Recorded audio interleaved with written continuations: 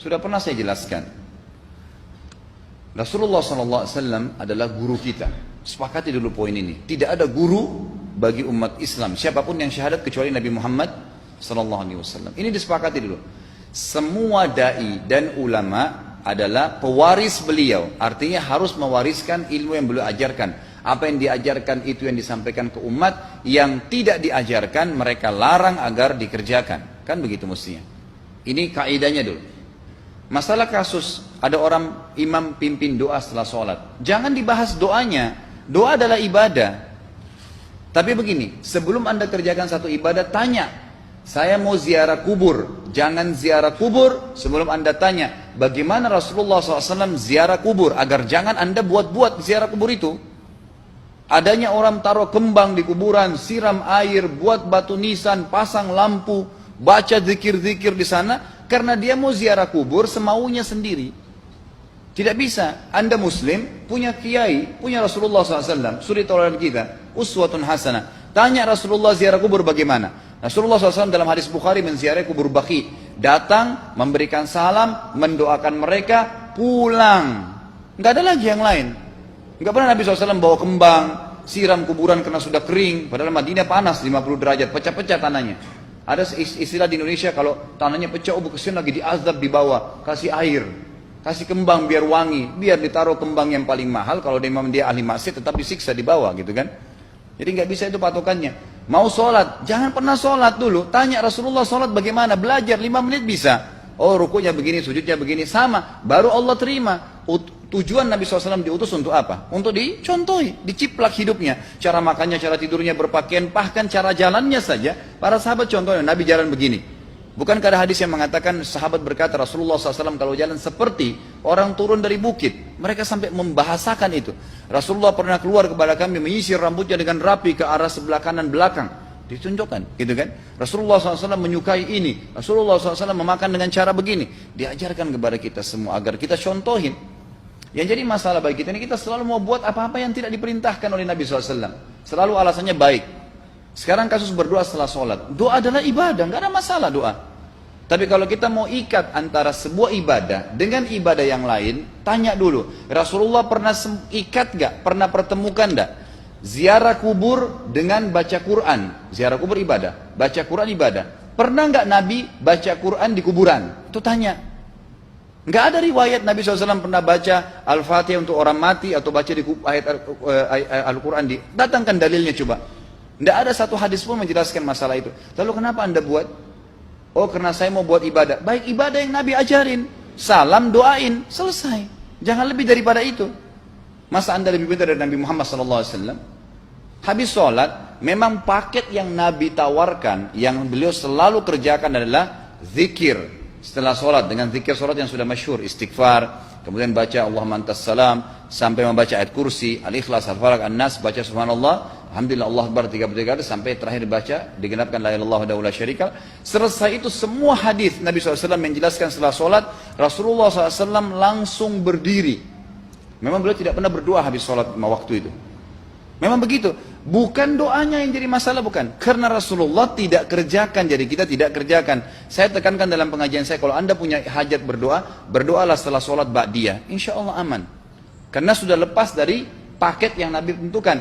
Selama Rasulullah SAW sudah mencontohkan dan memerintahkan sebuah perbuatan, ditentukan tempatnya, jumlahnya, waktunya, jangan pernah dilanggar. Habis sholat bacalah subhanallah 33, alhamdulillah 33, Allah akbar 33. Jangan anda bilang saya bisa baca 100. Loh, Rasulullah suruh 33 kok. Ditentukan, jangan lebih pintar. Nanti setelah sholat, jangan ikutkan dengan paket rangkaian sholat ini. Di luar waktu sholat anda membaca 100, silahkan. Karena nggak ada penekanan di situ. Kalau ada penekanan waktu, tempat, dan jumlah, jangan dibantah.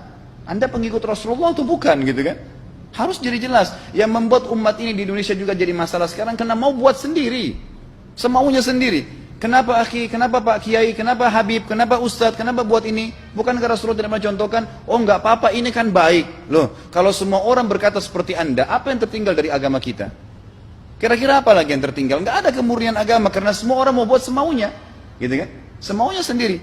Pindah rumah, baca berzanji. Apa itu berarti sejarah Nabi? Kenapa baca berzanji saudaraku? Rasulullah waktu pindah rumah pernah baca-baca gitu nggak? Nggak pernah. Kenapa dibuat? Anda muslim bukan? Muslim, ya saya harus ikuti. Kalau tidak akan terus ini mengakar nih. Anda buat satu bid'ah sekarang, bid'ah itu lawannya sunnah. Anak Anda akan buat 10 bid'ah, cucunya akan buat 100 bid'ah, akan banyak bid'ah merakar di masyarakat, dan agama akan ditinggalkan. Kemurnian sunnah akan hilang, gitu kan? Ini bahaya. Ingat, Nabi SAW mengatakan kepada kita dengan hadis yang sangat jelas. Hadis sahih riwayat Imam Ahmad bunyinya begini. Semoga Allah merahmati umatku yang menukil dariku seperti apa yang aku ajarkan atau sebutkan. Sampai ulama hadis mengatakan Nabi ucapin habis sholat astagfirullah, maka sahabat tidak ada berani yang menambah azim. Nggak ada sahabat yang bilang astagfirullah azim habis sholat, nggak ada. Astagfirullah saja karena Nabi ucapin itu. Mereka mengakui tidak lebih pintar daripada Nabi SAW. Kenapa kita harus tambah astagfirullahaladzim, wali walidayya, wali muslimin, panjang? Dari mana ini semua? Ditambah-tambah, diembel-embelin, kenapa?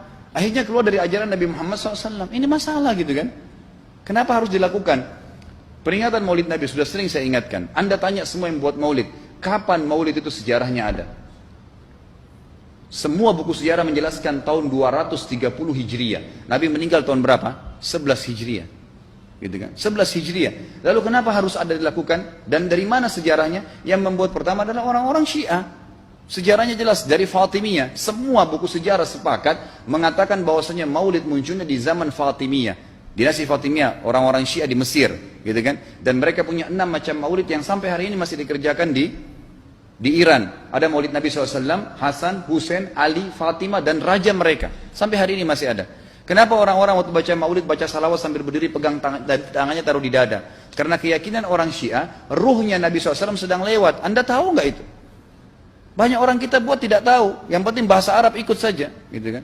Tidak bisa. Nabi SAW tidak pernah rayakan. Pernah ada yang bilang sama saya, Ustaz, kan Nabi SAW pernah bilang, waktu ditanya tentang puasa Senin, beliau mengatakan hari itulah aku dilahirkan. Terus kenapa? Berarti boleh merayakan ulang tahun hari Senin, gitu kan? Tidak. Nabi SAW cuma menginformasikan bahwasanya beliau lahir di hari Senin. Dan beliau tidak pernah ngumpulin sahabat untuk baca bersama-sama, merayakan hari raya. Beliau tidak pernah. Kalau itu benar, Nabi nggak bakal tinggalkan kok. Ibnu Katsir rahimahullah, garis bawahi poin ini. Ibnu Katsir rahimahullah, dalam tafsir beliau, tafsir Quran Azim. Dan subhanallah Ibnu Katsir ini, kata ulama, hampir semua kalangan golongan itu banyak memakai banyak memakai buku beliau. Walaupun berbeda dari sisi pemahaman yang lain, tapi tafsirnya kebanyakan kembali ke tafsir beliau. Beliau mengatakan tafsir surah Al-Maidah ayat 3 yang bunyinya a'udzubillahi minasyaitonir rajim, al-yawma akmaltu lakum dinakum. Hari ini saya sempurnakan agama kalian, kata Allah. Ya.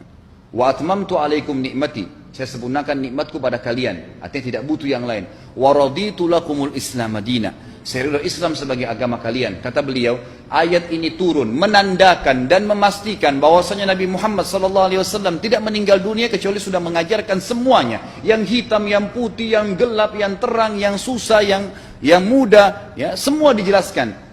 Siapa, kata beliau, yang menganggap masih ada sesuatu yang harus ditambahkan setelah Nabi SAW meninggal dan turun ayat ini, maka dia adalah ahli bid'ah.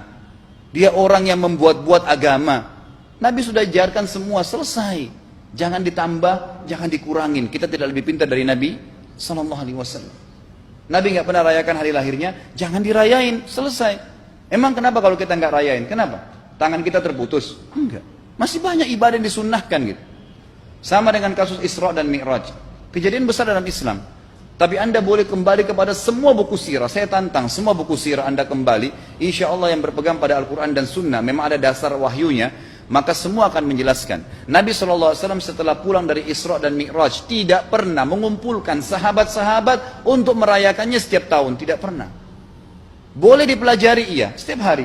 Tapi ditentukan tanggalnya lalu dibuat acara. Tidak pernah Nabi SAW buat itu. Lalu kenapa Anda buat? Kalau Anda mau tetap buat, ya silahkan. Itu hak terserah Anda. Tapi saya ngajak kepada Anda kembali kepada kemurnian ajaran Nabi SAW. Kita tidak akan pernah kembali. Kata Syekh Utsaimin rahimahullah, umat Islam ini akan kembali kepada kejayaan mereka kalau mereka betul-betul kembali kepada ajaran Rasul mereka Muhammad SAW. Murnikan ajaran Nabi yang jalankan seperti yang beliau ajarkan, selesai, akan aman.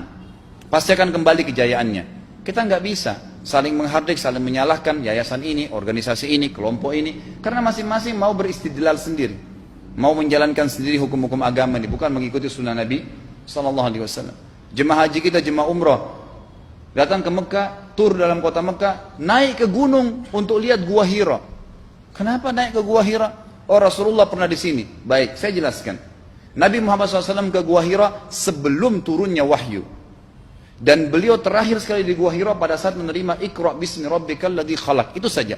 Setelah kejadian itu, beliau turun dari Gua Hira. Dari waktu itu sampai meninggal, Nabi SAW tidak pernah ke Gua Hira lagi dan tidak pernah suruh sahabatnya ke Gua Hira. Kenapa anda ke Gua Hira? Sampai naik 3 jam ada yang jatuh mati. Karena jahil, tidak tahu pemahaman agamanya. Nggak bisa begitu. Cukup dikenang iya. Kecuali Nabi SAW suruh, datangilah Gua Hira. Ya silahkan. Gitu kan? Kalau enggak, kan begitu. Masalah Isra Mi'raj, saudaraku, kejadian besar. Ambil ibrahnya, yang penting ilmunya. Oh, salat 5 waktu, kejadiannya pernah gini. Ada kebesaran Allah, ambil pelajarannya iya. Yang Nabi tidak contohin, maka jangan dikerjakan. Hanya itu saja. Zikir bersama, di sini ditanyakan juga zikir bersama. Nabi SAW disebutkan dalam hadis Bukhari, kalau berzikir habis sholat, beliau membaca zikir tertentu, sahabat baca zikir tertentu, sahabat baca zikir tertentu. Jadi Nabi SAW tidak pernah paksain. Enggak pernah Nabi misalnya baca ayat kursi, harus semua sahabatnya ikut ayat kursi, enggak. Nabi SAW baca ayat kursi, si fulan baca al-ikhlas, si fulan baca subhanallah, masing-masing. Dan ingat, Allah SWT mengatakan apa? Tentang masalah zikir dan doa ini. Ya. Dikatakan, ya, kita harus berdoa kepada Allah, ya, wadunal jahri minal qawli bil gudui wal asal, wala takum minal ghafilin. Berdoalah kalian, berzikirlah kalian dengan doa kalian, dunal jahr minal qaul, tidak dengan teriak-teriak. Allah berfirman dunal jahr, tidak teriak-teriak, ya. Dan janganlah kalian menjadi orang-orang yang lalai. Makanya pernah ada sahabat, waktu Nabi SAW berkata begini, dalam hadis Bukhari juga, waktu pulang dari salah satu perjalanan, kalau kalian sedang menukik, kuda, unta lagi menukik, bertakbirlah, bilang Allahu Akbar. Kalau kalian sedang turun, menuruni sebuah lembah, bertasbihlah, bilang subhanallah. Ada satu sahabat badui, orang dari padang pasir, semangat dia jalankan sunnah Nabi.